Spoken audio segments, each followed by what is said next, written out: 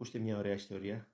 Κάποτε ο μεγάλος φιλόσοφος Φρίντριχ Νίτσε ερωτεύτηκε μια νεαρή Ρωσίδα, τη Λου Σαλομέ, και πέρασαν μαζί για ένα καλοκαίρι, αλλά δυστυχώς η σχέση τους δεν πήγε πολύ καλά και δυστυχώς επιβεβαιώθηκαν οι δικοί του που δεν την ήθελαν και αυτή προτίμησε τον καλύτερο του φίλο και τον πλήγωσε πάρα πολύ γι' αυτό. Και επειδή ήταν και γνωστή η οικογένεια ο Νίτσε, πολλοί άρχισαν και τον κουτσομπόλευαν.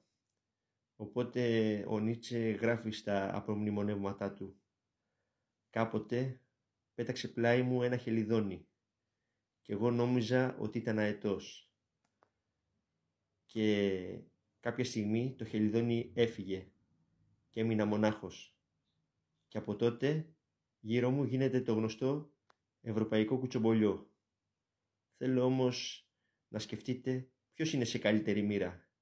Εγώ που για ένα καλοκαίρι βρέθηκα στα ουράνια και πετούσα παρέα με αυτό το χελιδόνι, ή εκείνοι που ποτέ κανένας και για κανένα λόγο δεν μπορεί να τους εξαπατήσει».